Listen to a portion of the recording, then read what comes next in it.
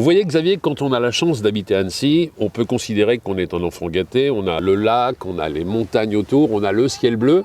Je me faisais juste une réflexion, je me disais, il nous manque une chose, un magasin Story. Très bien.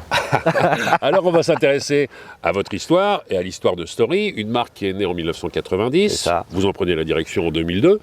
Ce sont des magasins de meubles, mais comment est-ce que vous pourriez définir l'ADN de ces magasins? Il y en a à peu près 50 en France, hein, c'est ça? Aujourd'hui, notre ADN, c'est tout simplement de pouvoir démocratiser l'offre contemporaine par l'offre et par le prix et de rendre accessibles des produits uniques, exclusifs au plus grand nombre à travers les conseils qu'on peut amener. Et quelles sont les différentes pièces de la maison que vous pouvez aménager? Aujourd'hui, on peut aménager toutes les pièces, le salon, le séjour, les chambres, le dressing, jusqu'au dehors, les terrasses, etc. C'est seule la cuisine et la salle de bain que nous n'allons pas faire. Ça veut dire que pour cela, vous avez une équipe de designers intégrés? Alors, on n'a pas nos designers intégrés, mais on travaille avec un certain nombre de designers en France et en Europe, avec lesquels on travaille sur des dessins jusqu'à la réalisation du produit, en passant par le prototypage dans les usines que l'on sélectionne ensemble. La production est une production européenne? Européenne, principalement.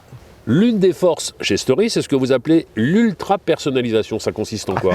Alors l'ultra-personnalisation, c'est quelque chose qui nous tient particulièrement à cœur parce qu'aujourd'hui j'estime que chaque projet est unique et je sélectionne toujours des modèles et des fabricants avec lesquels on va pouvoir faire des choses complètement sur mesure pour le consommateur. Donc aujourd'hui par exemple un salon ça peut aller jusqu'à 500 tissus, 150 cuirs, beaucoup de dimensions et sur chaque produit on va pouvoir apporter cette notion d'ultra personnalisation qui va faire de chaque projet un projet unique. Il y a aussi pour cela des outils à la fois ludiques et technologiques comme tous les outils 3D. On s'en sert de quelle manière?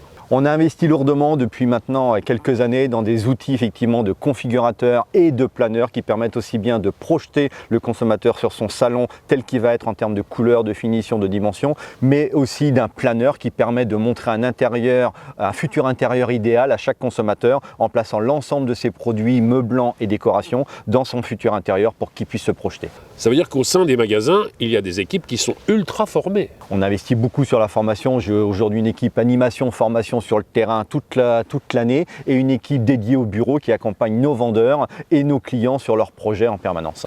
Parmi les consommateurs, il y a bien sûr le grand public, mais pas que. Il y a aussi le B2B avec les hôtels, les restaurants, les boutiques, peut-être aussi les bureaux qui font appel à vos services. Voilà, on a aussi un certain nombre de nos magasins qui ont dédié une partie de leur équipe à l'offre B2B. Donc effectivement, on accompagne des entreprises dans l'aménagement de leur espace bureau. Et on va aussi bien équiper des hôtels, des restaurants, des bars, mais aussi des bureaux de plus en plus grâce à une offre qui nous est dédiée pour cela. Qu'en est-il du e-commerce? Je sais que vous avez un site internet qui est très performant. Oui, on a un site internet qu'on a créé maintenant il y a un peu plus de 25 ans. On était parmi les tout premiers. Aujourd'hui, il monte en volume d'une façon impressionnante. On y a, donc le site s'appelle story.fr et aujourd'hui, on a une partie e-commerce qui permet à la fois de configurer quelques produits, d'avoir des notions de prix, en attendant de pouvoir s'adresser à nos conseillers pour ensuite aller plus loin dans la personnalisation. On n'en oublie pas pour autant le catalogue?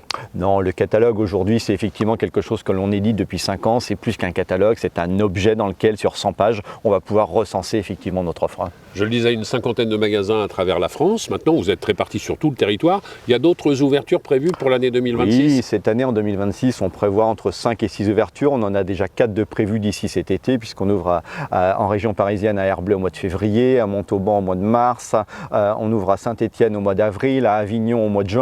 Donc effectivement, il y a toujours cette dynamique de développement qui est en place. Alors ce que je vous propose tout au long de l'année, Xavier, c'est de faire le tour de France des magasins Story pour aller découvrir les produits, mais également les équipes, mais aussi le témoignage des clients. Obtenir leur satisfaction, que ce soit justement le grand public ou parfois des bureaux, des commerces, des restaurants qui ont fait appel à vos services. Ce sera tout au long de l'année. Une fois par mois, rendez-vous avec Story. On connaît maintenant Story, on connaît la marque, quel que soit votre projet. C'est à vous maintenant de raconter votre propre histoire.